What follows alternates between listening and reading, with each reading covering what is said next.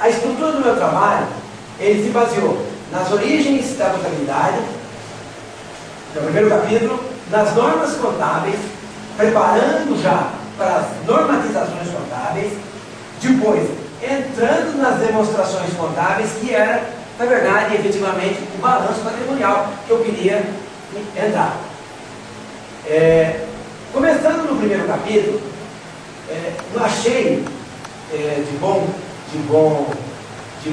trato começar com a história da contabilidade do Brasil. A história da contabilidade do Brasil, ela advém, basicamente, principalmente efetivada, de 1902, quando foi criada a Escola de Ensino Superior Alves Penteado, certo? Que, inclusive, o Dr. Francisco Dauer foi um dos primeiros presidentes. O Dr. Francisco Dauer foi realmente um precursor da contabilidade no Brasil e até hoje se baseia muito na contabilidade aplicada pelos compêndios desse professor.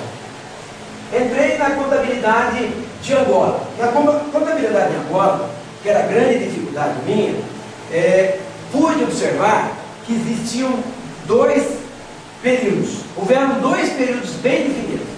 Um período foi colonial, 1975 para trás. O outro período foi o 1975 para frente.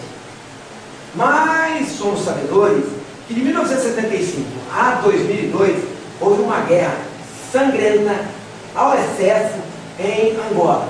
E todo o poderio industrial de uma colônia muito bem tratada, muito bem organizada, foi tudo à terra.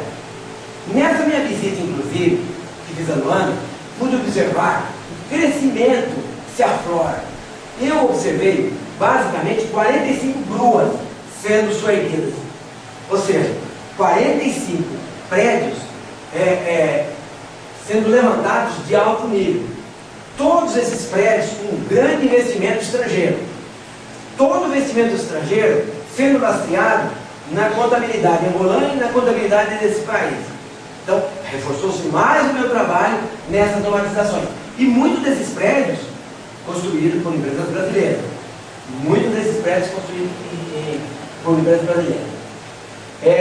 Os objetivos da contabilidade, eu também tinha que constar também no meu estudo, que são, sempre foi o objetivo da contabilidade, a mensuração de patrimônios, ativos, passivos, fenômenos, fatos que envolvessem as entidades, ou seja, as organizações.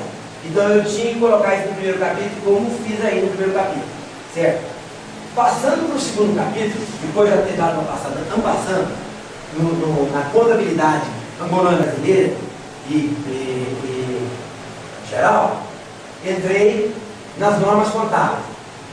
Nas normas contábeis, baseado num livro de Jorge Katsumi, professor benemérito da Universidade de Brasília, até foi professor e meu mestre, certo?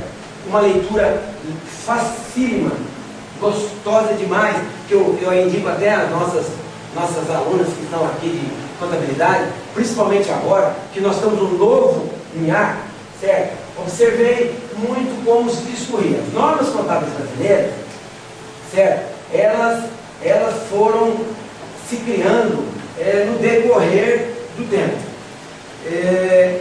O limite das normas advém da lei da SA, a lei 6.404 de 1976. Um pouquinho antes havia sido criada a CVM, certo? Que logo mais a pouco vou falar. A CVM e a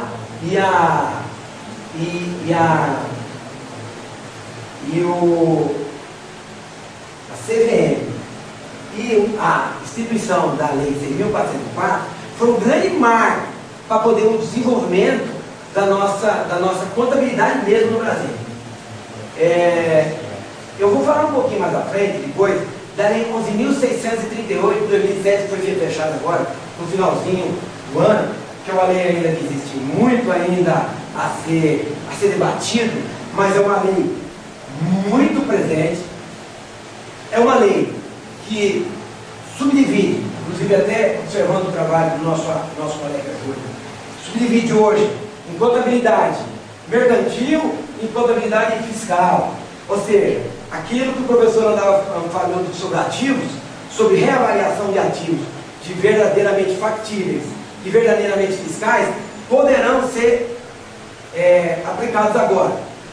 Outro detalhe que eu vi na lei, muito interessante: empresas, não somente as SAs, mas agora todas as empresas com ativos em 240 milhões de reais a mais, ou receitas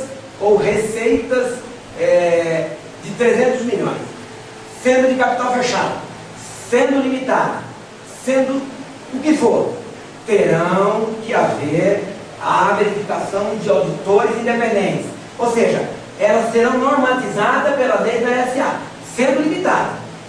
Ou seja, criou-se um manancial para nós todos contadores de um grande bolsão de colocações, ou seja, abriu-se um leque muito interessante para nós todos aqui, certo? Que até nesse momento não existia. Pude observar também, já entrando pelas normas contábeis angolanas, baseado em um trabalho de Dr. Antônio Dombachi Teca, certo? Ele é professor, ele foi professor catedrático da Universidade Agostinho Neto de Angola, que as normas contábeis angolanas, elas ainda estão em desenvolvimento. Houve um passo muito importante com a lei 84/01 de 2001, onde o governo de Angola, um pouquinho antes do final da guerra, lançou o Plano Geral de Contabilidade. Nesse Plano Geral de Contabilidade, ele enfatiza muito claro que todas as normas ali aplicadas são para convergência com as normas da IASB, certo? Então, isso é importante. Em conversas em off ou em conversas informais com o Dr. José Bismarck, ele muito descrente, inclusive muito negativo, muito entristecido, ele fala que estaria muito longe ainda. Mas eu acho que é um estudo desse que faz esse muito longe ficar muito perto, desde que nós passamos desse realidade. Fui também nas normas contábeis internacionais, também o professor Dr. José Jorge Katsuni, certo? Existe hoje não. As normas contábeis internacionais, existe um período que a gente pode definir de 1971 para trás, de 1971 para frente. O período de 1971 para frente, que dá início em 1971, foi a criação do IASC. O IASC era o International Accounting Standard Committee. Esse comitê foi criado na Europa para quê? Para haver essa harmonização. Esse instituto é um instituto paradimensional, é um instituto internacional, criado por 10 países, que inclusive Estados Unidos foram um dos signatários dessa criação. Ele passou a gerenciar os pronunciamentos contábeis. Por quê? Existia muito pronunciamento contábil, uma contabilidade muito para lá e para cá. E o IASC criou o IASC, que eram os pronunciamentos efetivos da contabilidade, como em si geral era para o mundo. Em 1973, observando esse movimento aí, criou-se nos Estados Unidos a FAS, Financial Accounting Standard Board, certo? Que foi digamos assim, uma criadora de pronunciamentos também, ou foi um instituto de pronunciamento